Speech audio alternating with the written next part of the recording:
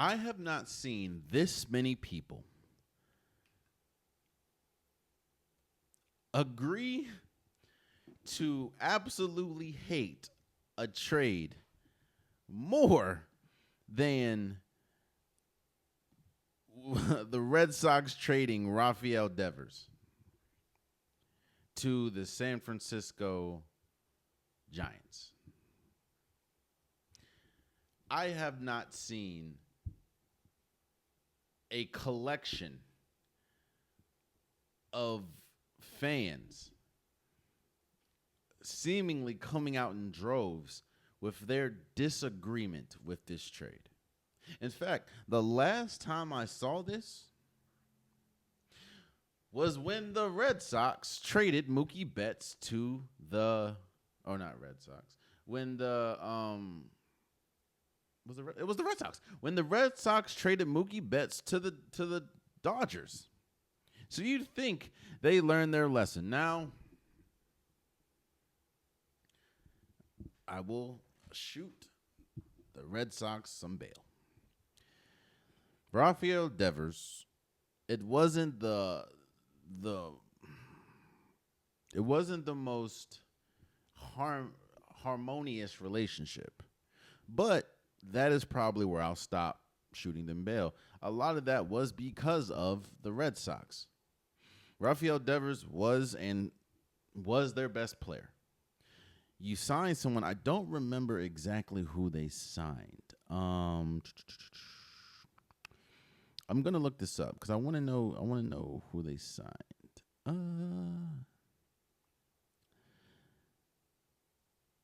All right, I ain't finding it. You sign, I forgot the dude's name. I apologize. You sign him, who plays the same position as Rafael Devers. I forgot to mention that you just paid Rafael Devers like a 10-year contract worth millions, hundreds of millions. You sign him to a 10-year contract. And I think the next season you bring in someone that plays the same exact position as Rafael Devers.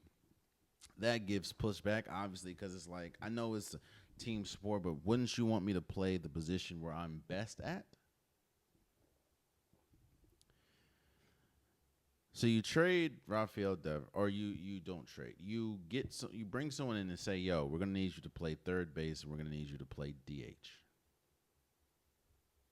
Can you do that? He was like, I ain't doing all that, man. But he acquiesces, he does that, and he essentially is one of the best DHs in baseball. And he's undoubtedly your best player. You started off rocky, probably had one of the worst opening weeks a team can have. You started the season terribly, but then he starts catching fire, the team starts catching fire, and you're in prime position to put yourself in the playoffs. I know it's still early, but you fought out of that hole, and now you're one of the better teams, and he is your best player.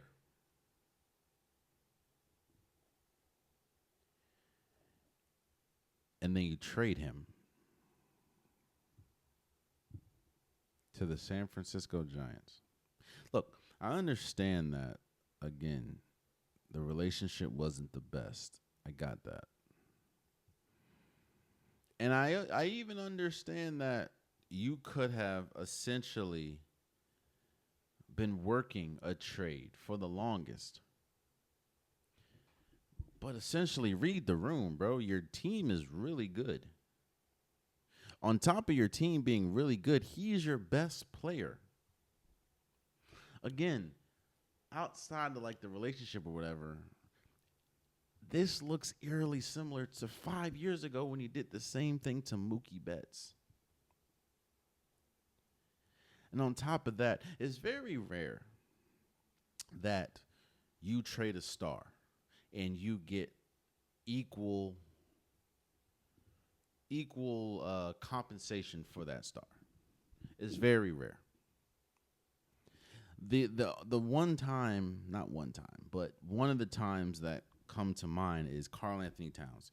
You essentially traded Karl Anthony Towns for Julius Randle, and you pretty much got what you got from both teams. The return felt equal when you look at where Karl-Anthony Towns and his importance to the Knicks, where they made it to the Eastern Conference Finals, and Julius Randle and his importance to the Minnesota Timberwolves, they made it to the Western Conference Finals. But it's very rare that you get the same amount or equal compensation for a star player. And not only do you trade him for 5 players, you will cover the remaining of Devers' contract, which is $254 million through 2033. And the 5 players that you got, not even close to the output that Rafael Devers gave your team. So, in one fell swoop, you trade the franchise's best player. You got a very, very bad return. You still have to pay. Oh, no.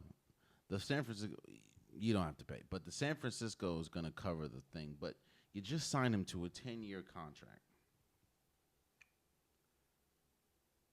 And you did this before. And on top of that, your team was in prime position to make or to do a playoff push. And now that's essentially dead.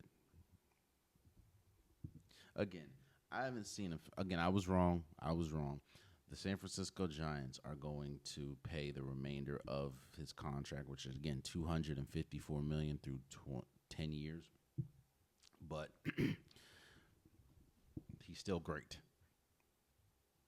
And then the icing on the cake is they asked Rafael Devers about it, and he said, "Hey man, I'm a team player. I'll do anything. I'll play any position they need me to play," which was in stark contrast to what he said when he was like, I'm not playing that position for the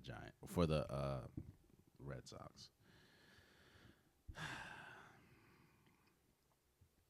You would think a team that lost Mookie Betts and saw him essentially turn into one of the best players in baseball, and he was one of the best players when he was with the Red Sox, but you see how great he was and is for the Dodgers, you would think that they'd learn. And they didn't. They didn't. So, and again, I've never seen a fan base uniformly have the same exact reaction. That was, I'm like, oh, wow. But congratulations to Rafael Devers for going to the Giants. Oh, man, you stayed to the end of the video. I appreciate you. If you like what you saw, be sure to hit that subscribe button so you'll never miss any content from your boy. You can also go back and watch past episodes, past clips, and don't forget that the Unpopular Podcast, new episodes drop every Wednesday and Saturday. Appreciate you.